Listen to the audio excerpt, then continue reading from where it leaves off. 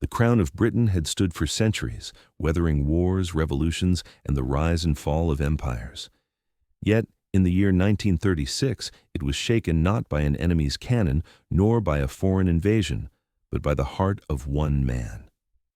Edward VIII, barely crowned, faced a choice no king before him had dared to confront. He chose not duty, not empire, but love. The woman who captured his heart was Wallis Simpson, an American socialite already divorced twice. For the church and the government, she was unacceptable. For Edward, she was everything. And with that choice, he laid down the crown of the mightiest empire the world had known. If a king could walk away from his throne for passion, what else might he surrender? Stay with us, for this is not just a romance. It is the doorway to a story that would stretch into the darkest shadows of war. In the winter of 1936, Britain was still scarred by the Great War. The nation longed for stability, for symbols that could bind it together. Edward's father, King George V, had been that anchor. But when he died in January, the crown passed to a son who would soon upend centuries of tradition. Edward VIII appeared charming and modern, a monarch who smiled easily and carried himself with style. Newspapers praised him, and for a fleeting moment he seemed destined to renew the monarchy's place in a weary world. Yet beneath the surface, his private desires clashed with public duty. The decision that followed would not only break the heart of an empire, but would lead Edward and his new wife into the very center of Europe's greatest crisis, the storm gathering on the eve of World War II. The abdication of Edward VIII was not only a personal scandal, it was a political earthquake. Britain in 1936 was still haunted by the silence of cemeteries, where the fallen of the Great War lay beneath endless rows of white stone. Families carried grief like an heirloom, and the monarchy was expected to be a pillar of strength. Edward, however, carried within him a conflict that no crown could steady. From the moment he ascended the throne, his heart belonged to Wallis Simpson. She was not of royal blood. She was not of noble lineage. She was an American woman who had already endured 2 divorces. In the Britain of the 1930s, divorce was more than a personal misfortune. It was a mark of shame, especially for the head of the Church of England. For the king himself to wed a divorced woman was beyond imagination. Prime Minister Stanley Baldwin confronted Edward directly. His words were measured but unyielding. The government, the church, and the empire would never accept Wallis as queen. The Daily Mail called it a looming scandal. The Times warned that it was a wound in the heart of the empire. Across the pulpits of Britain, priests thundered that marriage was sacred, that the king must serve as an example to his people. Duty, not desire, was the essence of the crown. Yet Edward refused to bend. In the autumn of 1936, the crisis spilled into the open. Could the king remain on the throne if he insisted on marrying Wallis? The answer from the cabinet was no. The empire stretched across continents, and to many of its rulers, a twice-divorced queen was not simply scandalous. It was dangerous. It suggested weakness, a crack in the foundation of imperial unity. On the night of December the 11th, 1936, Edward spoke directly to his people. His voice, broadcast across radios in Britain and the far reaches of the empire, carried both sorrow and defiance. "I have found it impossible," he said, "to carry the heavy burden of responsibility and to discharge my duties as king without the help and support of the woman I love." In that moment, history changed. The crown of Britain passed to his younger brother, who became King George VI. The reaction was swift and divided. Some admired Edward's courage to follow his heart. Others condemned him as selfish, a man who had placed passion above duty. For Queen Mary, Edward's mother, the humiliation was unbearable. Not a single member of the royal family attended his wedding to Wallis Simpson in June of 1937. For his new queen, Elizabeth, wife of George VI, it was the beginning of a reign that would soon be tested by war itself. But the abdication was not only a family wound. It left Britain vulnerable at a time when Europe trembled. Adolf Hitler had already remilitarized the Rhineland in violation of the Treaty of Versailles. Benito Mussolini had invaded Ethiopia. The continent stood on the edge, the era of chaos. And Britain's monarchy, instead of serving as an unshakable symbol, was scarred by scandal. Edward was given the title Duke of Windsor. He retained wealth but no power. Exiled with Wallis, he soon became a figure both glamorous and suspect. Many saw only the king who had given up everything for love, yet whispers followed him across Europe. Did he also admire Germany's new order? Could his bitterness at exile be exploited by enemies of Britain? These questions lingered as Edward and Wallis built their new life. What seemed at first like a love story was in truth the beginning of a far darker chapter. Their path, in less than a year, would lead them into the heart of Germany, into the presence of Adolf Hitler, and into the shadows of betrayal that would stain Edward's legacy forever. By the autumn of 1937, less than a year after the abdication, the Duke and Duchess of Windsor set out on a journey that would forever darken their names. Newly married, they toured Europe not as monarchs, but as celebrities of scandal. Their destination, however, was not Paris or Rome. It was Berlin, the heart of Adolf Hitler's Germany. For the Nazi regime, the visit was a golden opportunity. Edward was no ordinary exile. He was the former King of England, still carrying the aura of royalty. German officials prepared the journey with precision. Every detail was orchestrated: the swastika banners, the salutes, the cheering crowds, all designed to show the world that a British royal was sympathetic to Germany's rising power. When Edward and Wallis arrived, the reception was breathtaking. To German eyes, it was as if the Duke still wore a crown.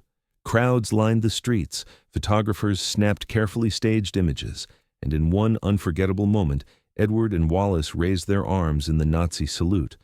Whether out of protocol or courtesy, the photographs became permanent scars. To Britain, it was not politeness, it was betrayal. The climax of the visit came on October the 22nd, 1937. At Berghof, Hitler's mountain retreat in the Bavarian Alps, Edward and Wallis met the dictator himself. For nearly 50 minutes, the Duke spoke privately with Hitler. No full transcript survives.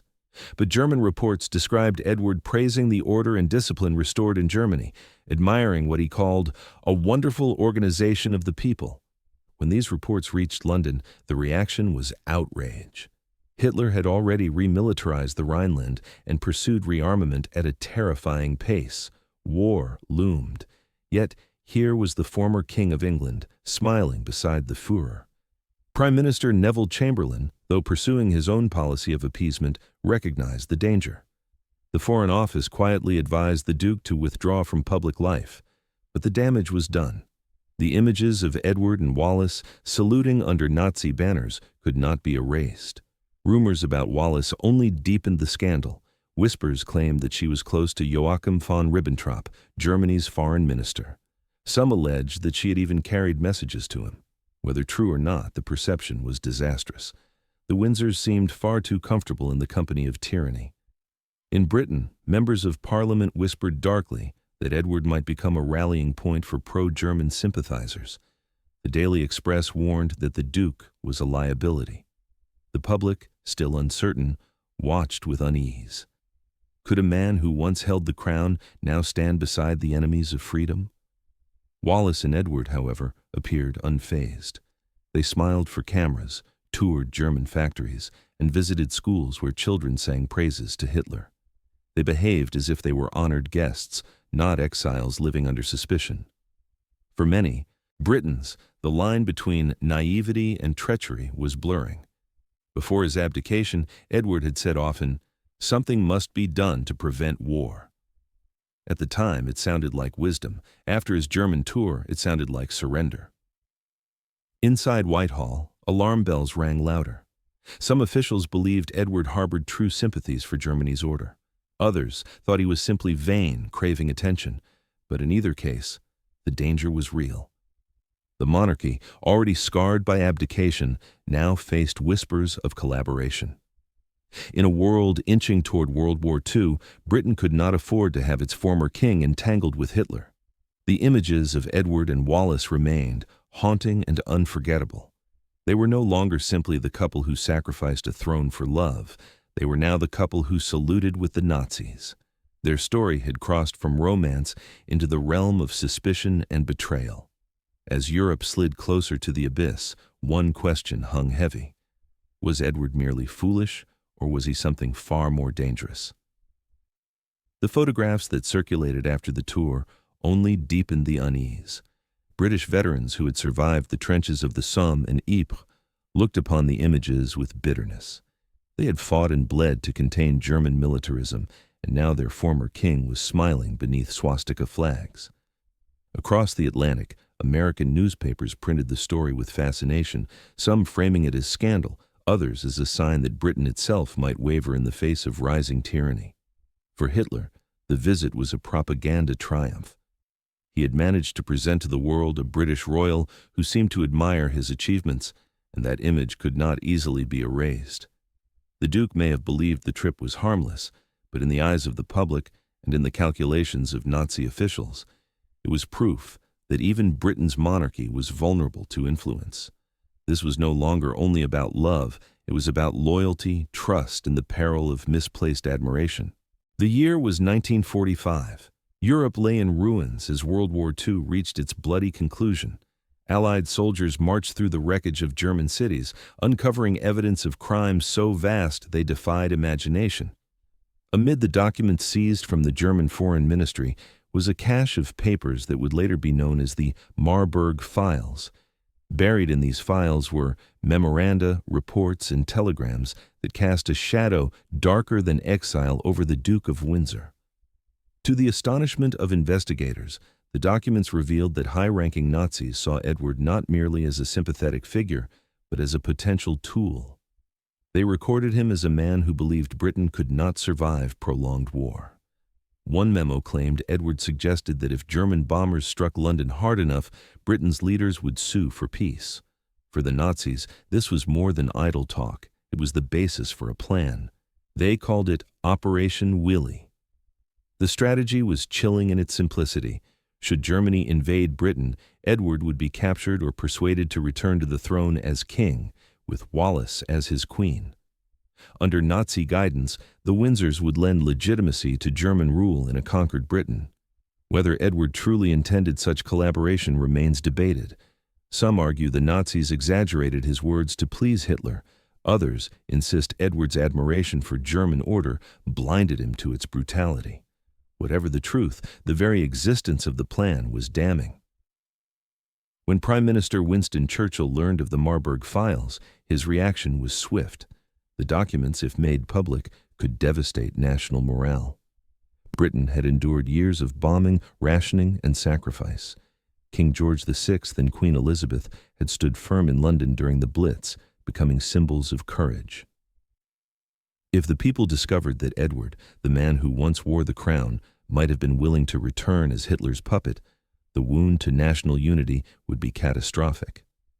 Churchill acted decisively. He urged American officials to suppress the files. Only a carefully edited version was released years later, in 1957. Even then, critical passages remained hidden. Historians would spend decades debating what was omitted and why. During the war itself, Edward was quietly sent far from Europe. He was appointed governor of the Bahamas, a post that served both as exile and containment. Surrounded by tropical seas, distant from power, the Duke lived in a strange limbo. Some saw it as humiliation, others as necessary protection against further intrigue. Wallis, ever glamorous, chafed at the isolation. Rumors persisted that she maintained connections with German sympathizers, though evidence remained thin. As the war ended, the revelations of the Holocaust shocked the conscience of the world. Against this backdrop of unimaginable atrocity, Edward's earlier gestures, the Nazi salute, the private meeting with Hitler, the words recorded in the Marburg Files, appeared not naive, but sinister. What might once have been dismissed as vanity now looked dangerously like sympathy. For the monarchy, survival depended on contrast. George VI and Elizabeth had endured the Blitz in London, refusing to leave Buckingham Palace even after bombs fell nearby. They visited bombed neighborhoods, comforted the wounded, and shared the dangers of their people. In them, Britain saw resilience and duty. In Edward, now the Duke of Windsor, they saw the opposite, a man who abandoned his throne, then courted the company of tyranny. The abdication, once seen as a romantic sacrifice, now revealed its darker legacy. It had left Britain with a king, George VI, who would prove steadfast, but it had also produced a Duke of Windsor whose loyalties were forever in question. By the end of the war, Edward was remembered less as the king who gave up everything for love, and more as a warning, a symbol of how fragile duty can be when weighed against desire, and how easily loyalty can be shadowed by betrayal. And still, one haunting question lingered. If the Nazis had triumphed, would Edward have returned to the throne not as Britain's sovereign, but as Hitler's puppet? For the British public, these revelations were almost unbearable.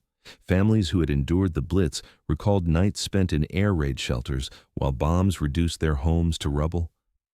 How could it be that the former king, safe in exile, might have believed that more destruction would force his homeland to surrender?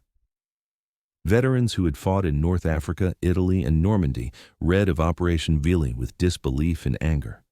They had risked their lives to defeat Hitler, while their one-time sovereign was discussed in German offices as a willing pawn.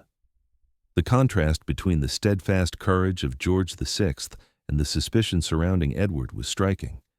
Newspapers treaded carefully, publishing little, but in private conversations the outrage was fierce. Even decades later, when more of the files were finally made public, many Britons spoke of betrayal. The Marburg Files did not only expose Nazi plans, they forced the nation to confront the painful truth that its monarchy had come perilously close to scandal in the darkest days of World War II. Edward VIII remains one of the most divisive figures in modern royal history. To some, he is still remembered as the king who gave up his throne for love. His abdication speech, broadcast in December 1936, has been replayed for decades as a moment of romance, even nobility. Yet history does not permit us to see only one side of the truth. The same man who walked away from the crown also walked into the arms of a regime that plunged the world into nightmare. The photographs of Edward and Wallis saluting in Germany, the private audience with Adolf Hitler, and the chilling words preserved in the Marburg Files all remain as evidence that his judgment and perhaps his loyalties were dangerously misplaced. Some historians argue that he was merely naive, a man dazzled by discipline and order. Others believe he harbored genuine sympathies for Nazi Germany. Whatever the interpretation, his story is inseparable from the storm of World War II. The monarchy survived not because of Edward, but in spite of him. His brother, King George VI, and Queen Elizabeth stood in London during the Blitz, sharing the dangers of their people. They became symbols of resilience, courage, and the will to endure. In their sacrifice, Britain found strength. In Edward's exile, it found a cautionary tale. And yet, his life still leaves us with unsettling questions. Can love excuse betrayal? Can private passion ever outweigh responsibility to millions? Was he a traitor, or simply a man overwhelmed by forces he could not master? These questions echo through time, reminding us that history is rarely simple. For those who lived through World War II, leadership was a matter of survival. Millions perished because ambition, blindness, or complicity steered nations toward destruction. Edward did not command armies, but his presence in Nazi plans proved that even personal weakness could endanger an entire people. The lesson is clear. History remembers not only what we love, but what we stand for. World War II revealed the price of misplaced trust. World War II demanded sacrifice from those who chose duty over desire. And World War II still speaks to us today, reminding us that peace, justice, and freedom are fragile and must be defended not with words alone, but with courage.